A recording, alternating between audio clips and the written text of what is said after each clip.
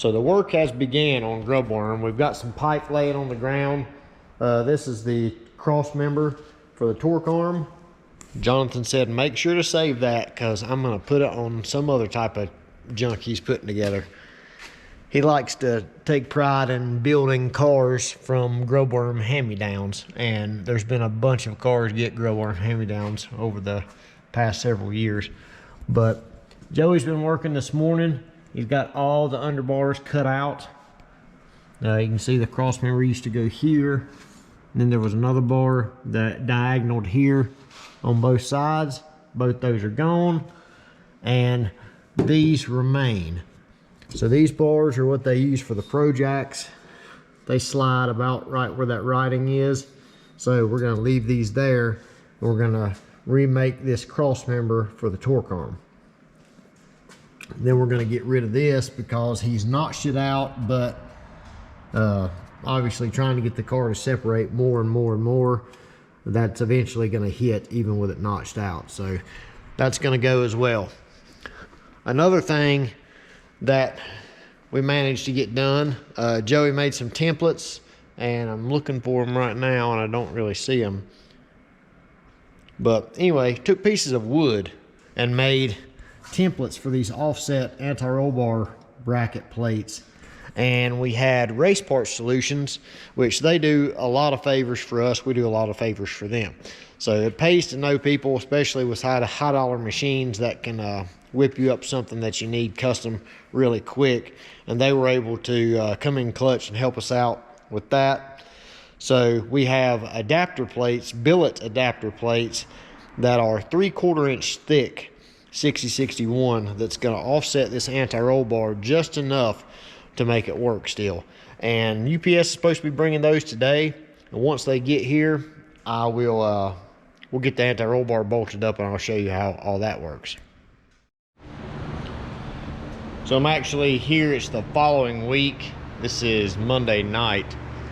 I told Jonathan a funny story. It seems like every time Grubbworm is here for some type of update, somebody in my family or in my household gets really sick and I'm not able to be at work for like an entire week. So it's no different now. My wife has got a pretty bad case of COVID, and for those of you that have had that, it affects everybody differently, but it's got her pretty much plastered in the bed where she can't really do much of anything but barely, you know, walk across the room and use the bathroom. So I'm taking care of stuff at home during the day, and I come up here at night so I don't risk getting the guys sick, because with a small crew like we've got, we really can't afford for anybody to be out of work. That's the one downside to having a small crew, is if one of your main guys or one of any of your guys is out, it really puts things behind. So I'm here at night pulling my weight so I don't risk getting the other guys sick and them being out of work too. So getting back to what I was talking about, the anti-roll bar, I might have mentioned, I can't remember what I said the first part of the video, but anyway, the Racecraft rear end in this car, he ordered it. Most of the time the brackets are stepped in a little bit, but for some reason, miscommunication or something, the brackets got made a little bit wider and the anti-roll bar got made for the narrower brackets. So long story short, we've got roughly 3/4 of an inch on each side that it needs to come in, plus it needs to be offset to the back to clear the rear end housing. So got my man Joey on it. He's the engineer here, and he is really good at making brackets and any type of little slick piece that has to be, you know, machined or something like that. Of course, we don't have machining capabilities, so I think I mentioned the Race Parts Solutions, they stepped in and helped us. Joey sent them over all the information, and they got these offset brackets cut for us. But they turned out really good. You can see they bolt in from this side, and then the anti-roll bar, the end caps here with the bearing, bolts in from this side. Really beefy, you know, 6061 billet pieces, threaded.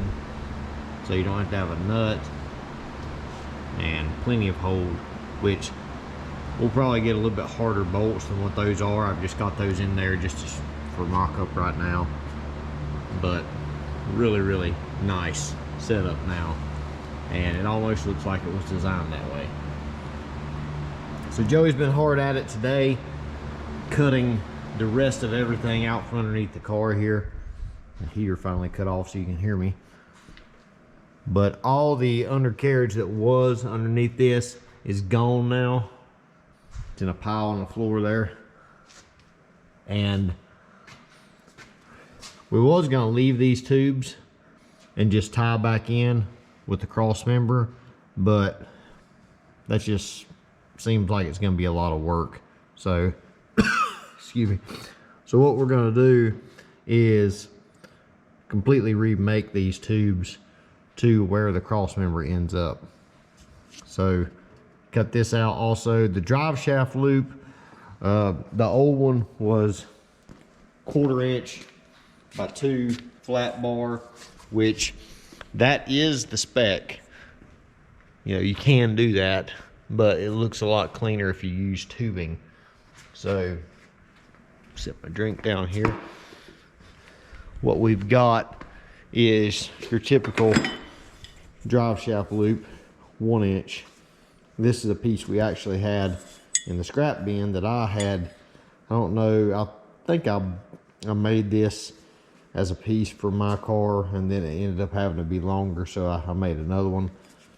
But we're gonna end up putting this up in here, which I'm not gonna mess up his little tape there he's got for the drive shaft, but this is going to French up into the body of the car, because it needs to go, it really needs to go that high, because the issue with the tubing is you're losing that area right there. You can get all the way up against the body right there and only be 1/4 inch thick, which now you're 1 inch thick, so you're losing 3/4 of an inch that you had there. So we're gonna push this up into the body, stitch weld it all the way around, so you'll be able to actually see a little bit of this in the car, which it won't be no big deal. This is the cross member here, and I'm actually just now seeing all this. Joey's been working on this during the day, but this is the Racecraft brackets that they sent with the torque arm. They send the scallop pieces and everything, and had Cody weld that up back there for us. But basically, we're gonna go, which I might have, yeah, I got it right way. We're gonna go right there with that. And then the drive shaft loop is gonna weld on the top of this tube and go up into the body, which it'll be offset of the tunnel a little bit. If anybody knows about the OEM bodies of the cars, all of them have offset tunnels, so you do what you can. That's about it as far as that goes, as far as the progress anyway. Whenever he gets the cross member in, drive shaft loop, then we'll start tying this stuff back in so they can still run the Pro Jacks, and then gonna cut this cross member out completely and go inside the car with, we was gonna do a big loop, but I think that we might go from the end of these slightly diagonally to the lower cross member that goes on top of the floor for the 25.5 and tie back into the cage that way. I think that'll be the better option. Me and Joey both agree it'll be stronger. So then we gotta cut this area out for the torque arm clearance. So that little hack job that they did just to get the car here will go away, and all that'll be open. And then we'll get some brackets for this anti-roll bar in the standard location that they normally would be here.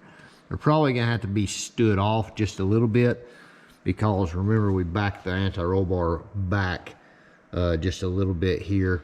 So the brackets will need to come off the body just a little bit, so your link is straight up and down and not, you know, angled towards the front. The fuel tank, we're gonna address that pretty quick because our laser cutting place is starting to get backed up and we don't want to push that to the last minute. But the fuel tank, we're gonna try to get some extra capacity. He didn't ask for this, but I'm trying to do everything I can while the car's here. But we're gonna basically copy this footprint with an aluminum version of this. And if I can show you here, inside this tank protector area, we're gonna come about where that strap is, and we're gonna come forward at an angle to about where this bar is, and then we're gonna go down to the bottom. So that'll probably give us about another gallon of capacity, which will be a big help because he said it's pretty much sucking fumes by the time it gets to the end of the quarter-mile pass. If they do any kind of warming of the car, you know, prior to pulling it to the pits to get heat in the motor or whatever. I know when they run at Maryland that one year, it was like 36 degrees, and when your car's on methanol, it's a struggle to get heat in the motor when it's that cold outside anyway. So more fuel on board to help just with some extra stuff they might have to do depending on the temperature they're racing in. Tonight I'm not really gonna mess with it. I've got one more combo tank to weld together, and I will be back to my normal lead times on fuel tanks finally. It has been a long month and a half trying to get all the Black Friday orders caught up, but I am finally there.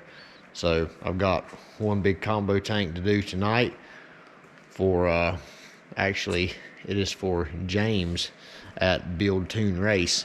If any of you are following his YouTube channel, he's got a Camaro he's slamming it full of RSM parts.